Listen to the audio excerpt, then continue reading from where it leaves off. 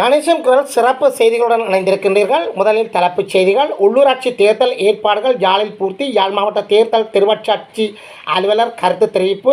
வர்த்தக நிலையம் ஒன்றில் பழுதடைந்த முட்டைகள் மீட்பு. வவுனியாவில் சம்பவம். மாட்டு இறைச்சியுடன் விஸ்வனில் ஒருவர் கைது. பராமரிப்பு இன்றி சாலையில் நிறுத்தப்பட்டுள்ள பேருந்துகள். சிலோன் சிங்கர் இறுதிப் போட்டி இன்று. இனி வெளிநாட்டுச் செய்திகள். உக்ரைனுடன் கனிய வள ஒப்பந்தத்தில் கையெழுத்திட்ட அமெரிக்கா. போப்பின் கல்லறையை பார்வையிட குவியும் மக்கள். இனி விரிவான செய்திகள். விரிவான செய்திகளுக்கு முதல் கணேசன் குரல் காணொலிக்கு நீங்கள் புதியவராக இருந்தால் சப்ஸ்கிரைப் பண்ணாமல் தொடர்ந்து பார்ப்பவராக இருந்தால் தயவுசெய்து சப்ஸ்கிரைப் பண்ணுங்கள், ஷேர் பண்ணுங்கள், கமெண்ட் பண்ணுங்கள், லைக் பண்ணுங்கள். அருகில் இருக்கின்ற பெல் ஐக்கானை கிளிக் பண்ணி நாங்கள் போடுகின்ற காணொலிகள் அனைத்தையும் உடனுக்குடன் பார்க்கக்கூடியவாறான அந்த நோட்டிஃபிகேஷனை ஏற்படுத்திக் கொள்ளுங்கள். இனி தலைப்புச் செய்திகள். விரிவான செய்திகள். உள்ளூராட்சி சபை தேர்தல் ஏற்பாடுகள் யாவும் பூர்த்தி. யாழ் மாவட்ட தெரிவத்தாட்சி அலுவலர் தெரிவிப்பு.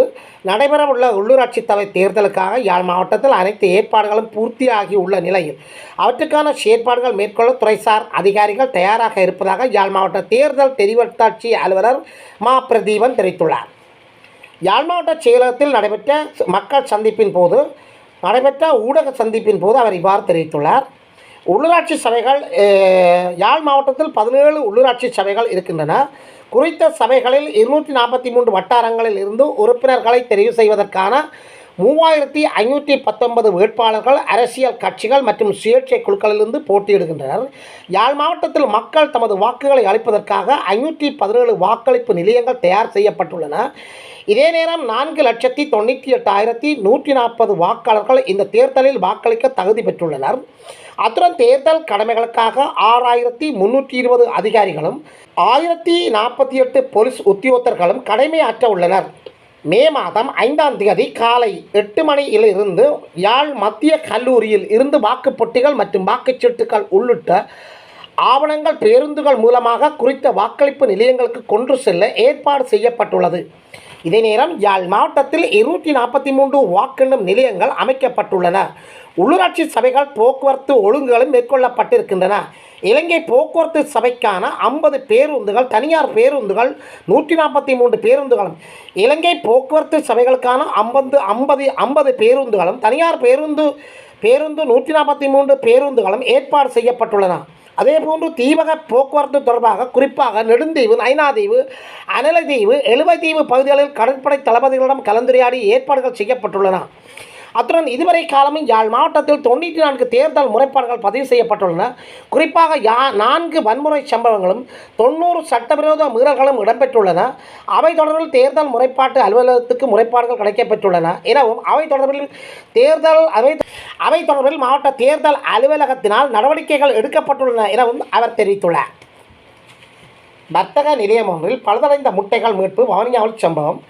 வவுனியா பட்டாணிஷூர் பகுதியில் உள்ள முட்டை விற்பனை நிலையத்தில் பாடசாலை உட்பட பலருக்கு பழுதடைந்த முட்டைகளை விற்பனை செய்ததாக கிடைத்த முறைப்பாட்டை அடுத்து சுகாதார பரிசோதகர்கள் திடீர் பரிசோதனை நடவடிக்கைகளை நேற்று முன்தினம் மாலை மேற்கொண்டனர். இதன்போது பொது சுகாதார பரிசோதகர்களால் பல ஆயிரத்துக்கு மேற்பட்ட முட்டைகள் மீட்கப்பட்டு கொண்டு செல்லப்பட்டன. குறித்த பகுதியில் இயங்கி வரும் முட்டை விற்பனை நிலையத்திலிருந்து பாடசாலை மற்றும் பொதுமக்களுக்கு வழங்கப்பட்ட முட்டைகள் பழுதடைந்த நிலையில் காணப்பட்டதாக வவுனியா பொது சுகாதார பரிசோதகர்களுக்கு கிடைத்த 3 முறைப்பாடுகளை அடுத்து குறித்த வர்த்தக நிலையம் மீது சோதனை நடத்தப்பட்டது. இதன்போது பாவனைக்குதவாத முட்டைகள் விற்பனை செய்வதாக குறித்த வர்த்தக நிலையத்திற்கு எதிராக வழக்கு தாக்கல் பதிவு செய்யப்பட்டுள்ளது. அதிகளவான முட்டைகளும் பொது சுகாதார பரிசோதகர்களால் கைப்பற்றப்பட்டுள்ளன. மாட்டு இறைச்சியுடன் விஸ்வமடுவில் ஒருவர் கைது. விஸ்வமடுவில் 50 கிலோவிற்கு அதிகமான மாட்டு இறைச்சியுடன் நேற்று முன்தினம் ஒருவர் கைது செய்யப்பட்டுள்ளார். தருமபுரம் போலீசாருக்கு கிடைத்த தகவலுக்கு அமைவாக விஸ்வமடு மாமிச வாணிபம் ஒன்றில் விற்பனை செய்வதற்காக கொண்டு செல்லப்பட்ட 50 கிலோவுக்கும் அதிகமான மாட்டு இறைச்சியுடன் ஒருவர் கைது செய்யப்பட்டுள்ளார். குறித்த மாட்டு இறைச்சி மக்கள் பாவனைக்கு உகந்ததல்ல மற்றும் சுகாதார பரிசோதனைகளின் சிபார்சு மற்றும் கால்நடை வைத்தியரின் சிபார்சு என்பவை இல்லாத காரணத்தினால் சந்தேக நபர் போலீசாரால் கைது செய்யப்பட்டுள்ள நிலையில் கிளிநொச்சி நீதிமன்றில் முற்படுத்தப்பட்டு நடவடிக்கை எடுக்கப்பட உள்ளதாக தருமபுரம் போலீஸ் பொறுப்பதிகாரி திகாரி DM சதுரங்க தெரிவித்துள்ளார். சிலோன் சிங்கர் இறுதிப் போட்டி இலங்கையில் இடம்பெறுகின்றது. யாழ் இசை கலையகம் நடத்தும் சிலோன் சிங்கர் பாடல் போட்டி 2025 கடந்த வெள்ளிக்கிழமை பிற்பகல் 2:30 மணிக்கு குருநகர் சனசமூக நிலைய கலையரங்கில் யாழ் இசைக்கலையக தலைவர் சிறில் ரவிசங்கர் தலைமையில் இடம்பெறவுள்ளது என்று ஏற்பாட்டாளர்கள் அறிவித்துள்ளனர். பராமரிப்பின்றி சாலையில் நிறுத்தப்படும் பேருந்துகள். மன்னார் மற்றும் முல்லைத்தீவு பொது போக்குவரத்து சபைகளில் நிலை மிகவும் கவலைக்கிடமாக உள்ளதுடன் பல கோடி பெறுமதியான அரச சொத்துக்கள் விரயம் செய்யப்பட்டுள்ளதாகவும் இந்நிலைமைகளுக்கு காரணம் தொடர்பில் இந்நிலைகளுக்கான காரணம் தொடர்பில் விரைவில் விசாரணைகள் முன்னெடுக்கப்பட உள்ளதாகவும் பொது போக்குவரத்து சபையின் தலைவர் தெரிவித்துள்ளார். பத்மபூஷண இனி சர்வதேச செய்தி ஒன்று. பத்மபூஷண விருது பெற்ற அஜித் குதூகலத்தில் ரசிகர்கள். குடியரசு தினத்தையொட்டி ஆண்டுதோறும் பத்ம விருதுகள் அறிவிக்கப்படுகின்றன. கலை, பொதுச்சேவை உள்ளிட்ட துறைகளில் சாதனை புரிந்தவர்களுக்கு கௌரவிக்கப்படும் முகமாக இந்திய மத்திய அரசு இந்த விருதுகளை வழங்குகின்றது.